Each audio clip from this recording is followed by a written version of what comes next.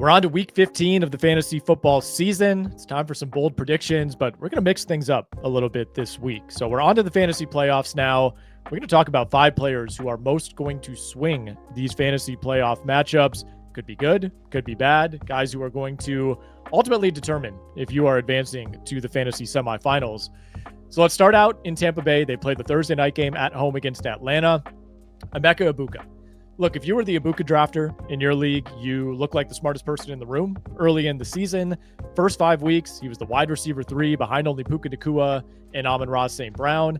Had a huge week 1, 20-plus points in week 4, 31.3 in week 5. Felt like the sky was the limit at that point. Was he going to finish as a top 5 receiver on the season?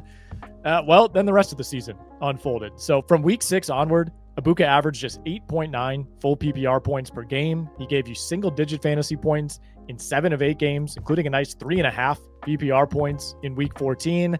During that stretch, he's been the wide receiver 42 in terms of total fantasy production, and that's without missing any games. You know, on balance, you would have somehow been better off starting Tez Johnson or Chimere Dike or Parker Washington for the last 2 months. Anyway, that's all in the past. Egbuka is still rostered on about 53% of playoff teams in ESPN leagues. So despite that swoon, he was far from a complete roster killer, but it certainly sets up now for what feels like a complete make or break week in the fantasy playoffs. If you built a decent roster, you've been able to weather the storm, but as we get into the playoffs, good luck skating through to the semifinals with Egbuka giving you like 6.5 fantasy points this week.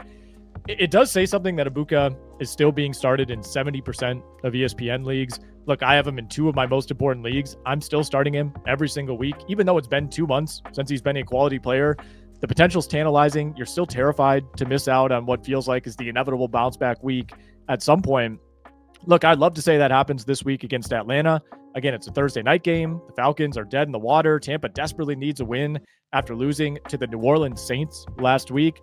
And I think it could happen. The Falcons rank 23rd in fantasy points allowed to opposing receivers. They've given up 16 touchdowns to receivers on the year. That's bottom 5 in the NFL. They have one of the highest yards per target numbers allowed. JSN just torched that secondary a week ago. But we're going to need Baker Mayfield to return to his early season form for this to really pay off. Either way, I know what's going to happen. I'm going to put Emeka Egbuka in my lineup. I'm not sure how it's going to turn out for me, at least in my important leagues. He is the guy who's going to determine whether or not I'm making it to the semis. Next up on the list, another wide receiver, George Pickens of the Dallas Cowboys. They are home for the Vikings this week. So given Pickens' ADP in the preseason, maybe it shouldn't surprise you that he ranks 3rd among all receivers in playoff advance rate, behind only JSN at 71%, by the way, which is ridiculous. And Puka Nacua, we had plenty of questions about how Pickens would fit in Dallas, coming over from Pittsburgh, but he's answered those with what's already pretty easily the best statistical season of his 4-year NFL career. Entering week 15, he ranks 7th in the NFL in catches, 3rd in yards, 3rd in touchdowns, 2nd in first downs generated, of course, behind only Smith and Jigba. He's been a top 5 fantasy receiver on the season. He ranks 3rd behind only JSN and Puka Nacua in total fantasy points. With that said, Pickens is coming off just 8.7 fantasy points against Detroit last week. Might have been the difference between you making or missing the playoffs. It was a brutal game considering the Cowboys were playing from behind. CeeDee Lamb went out early in the second half. It was the 2nd worst fantasy game of the season for George Pickens, and the first time since week 1 that he gave you single digits. Looking ahead to this week now, CeeDee Lamb's status is up in the air. I think he plays with the extended rest, but either way, I like Pickens' chances to bounce back. What makes it such an interesting case, though, is he's going up against a Vikings defense that ranks number 1 in the NFL in limiting opposing wide receiver production. Minnesota's given up just 24.5 fantasy points per game to wide receivers. That's all receivers that they face, not just the primary. They've given up the fewest catches, the 4th fewest yards, 3rd fewest touchdowns to wide receivers. Now, some of that is game flow related. They were getting blown out in some games early on, but the Vikings defense still grades out as a top 10 unit in EPA per play, success rate, EPA per pass. So this is far from an appealing matchup for Pickens and the Cowboys. With Dallas still, though, pushing for an outside chance at the playoffs, I think we get that bounce back game for George Pickens. You're obviously starting him no matter what, but in this specific matchup, he will be a very key player to watch in week 15. Next up on our list, a pair of players from the Indianapolis Colts, both Jonathan Taylor and Tyler Warren. So we'll focus mostly on JT here. He is at the top of the list when it comes to the most commonly rostered players on fantasy playoff teams. No surprise there. If you drafted JT, there's nearly a 75% chance you made the playoffs in an ESPN league. From week 1 to week 10, he was the number 1 player in fantasy by a mile, 27.4 PPR points per game. It's about 3 more than Christian McCaffrey, 6 more than the next highest running back, Devon Achane. But Taylor's now had 3 rough games in a row, just 11.7 fantasy points per game over the last 3, all losses for the Colts. And of course, on top of that, Indy lost Daniel Jones for the season with a torn Achilles. So things were already trending downward for the Colts with Jones playing through that fractured fibula. But now with Jones out of the picture, we are looking at Riley Leonard or perhaps a 44-year-old Phillip Rivers coming out of retirement this week.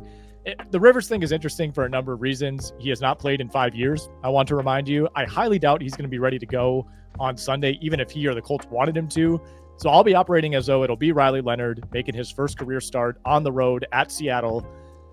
That worries me. We've seen this before very recently with the Minnesota Vikings. I don't think it could be any worse than the Max Brosmer experience a couple weeks ago. At the same time, I didn't think it could be any worse for Minnesota the week before with JJ McCarthy, and it was. So anything is on the table with a rookie quarterback going up against that Seattle defense. Either way, this is a worst case scenario matchup for both Taylor and Tyler Warren, who's been one of the biggest hits in fantasy this season. Even with a fully healthy Daniel Jones, this would be a brutal opening matchup for the fantasy playoffs. Seattle's arguably the best defense in the league. Now going into this game with an inexperienced quarterback, I don't see how it doesn't severely limit the upside for really everybody involved in this Colts offense. Maybe we see Indy take the ball out of Leonard's hands. They try to go high volume with Jonathan Taylor, but you have to think Seattle will be ready for that. It is worth noting, though, that Seattle's defense has been a little shaky against tight ends this season. Just saw Kyle Pitts go 6 for 90 on that defense last week, so maybe there's some hope for Tyler Warren. But I think we'll come out of this week thinking about what could have been for Jonathan Taylor, the guy who won you the regular season but fell off at the worst possible time. All right, 2 more players to get to, both running backs. Derrick Henry of the Baltimore Ravens going up against the Bengals in Cincy this week. Henry is maybe the biggest swing player on this list. On one hand, he has the fantasy matchup you want this week. This is the opposite of the Colts going to Seattle. There is no defense more appealing right now than the Cincinnati Bengals in the fantasy playoffs. On the other hand, Henry's coming off of yet another disappointing game against a very gettable Pittsburgh defense last week. And we did just see this matchup against Cincinnati 2 weeks ago. Now, Henry did finish with 17.4 PPR points in that game, well above his season average. But if you watched it, it still felt like a disappointment. He carried only 10 times in a game where Baltimore committed mistake after mistake in the passing game. On those 10 carries, he ripped off 60 yards. He had a long touchdown early in the game. But for whatever reason, the Ravens just went away from Derrick Henry. They ultimately lost the game because of it. What's encouraging is that Baltimore did overcorrect. They handed to him 25 times last week against the Steelers. It's just so hard to trust the Ravens to do the right thing at this point. They look lost offensively. Lamar looks like a shell of himself. They're struggling to finish off drives at an alarming rate. Over the last 2 games, Baltimore is just 3 of 8 converting red zone chances into touchdowns. They've been completely unable to unlock Derrick Henry in the red zone this season.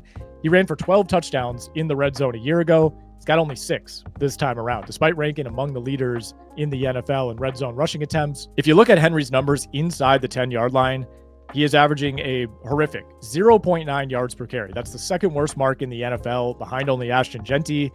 He has 32 carries inside the 10 this season for 30 total yards. All 6 of his red zone touchdowns have come from inside the 5-yard line, and he's needed 22 carries to get there. So he's scoring on basically a quarter of his attempts from inside the 5.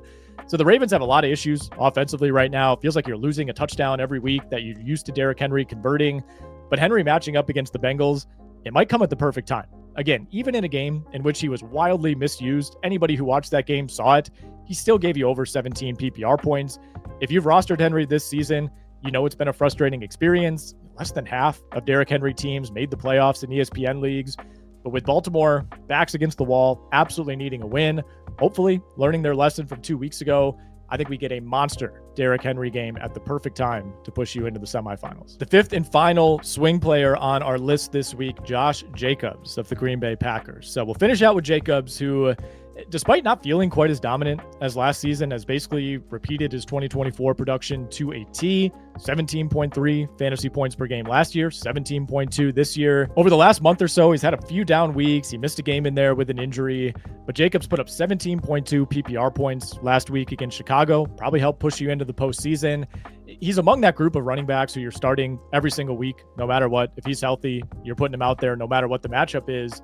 But like Jonathan Taylor, this is a very tricky spot for Jacobs going up against the Broncos in Denver this week. Denver ranks second in the NFL in limiting opponent running back production, giving up just 17.1 fantasy points per game to all backs. Broncos rank near the top of the NFL, of course, in just about every defensive stat, including second in success rate, ninth in EPA per rush. They've also been excellent containing running backs as receivers, top 5 in the NFL in yards per target allowed, easily the fewest receptions allowed to running backs this season. Denver's only allowed one 100-yard rusher all year. That was all the way back in week 2, Jonathan Taylor. Since then, they're giving up 66 rushing yards per game to running backs, an NFL low 3.5 yards per carry. We have seen some running quarterbacks have a little success on this defense. Marcus Mariota ran for 50 plus a couple weeks ago, but really Denver has shut down running backs. They've shut down the running game overall the entire season. Now, the Packers are the kind of team that's not going to shy away from using Josh Jacobs this week. They'll do what they can against that Denver front. Green Bay's offensive line has played better of late. Maybe Jacobs is able to have some level of success, but ultimately it's going to come down to whether or not he can find his way into the end zone a time or two. Now, the Packers are the kind of team that's not going to shy away from running Josh Jacobs this week. They'll do what they can against that Denver front. I think the volume for the most part should be there. Offensive line is starting to play better of late, so maybe Josh Jacobs can have a little bit more success than I'm giving him credit for. But ultimately, to me, this is going to come down to, can he find his way into the end zone? Can he get there multiple times? It's Josh Jacobs. He's an easy top 10 running back. You have to start him this week, but he's a player I'm nervous about. I think he could knock you out of the playoffs if that Denver defense lives up to its numbers so far.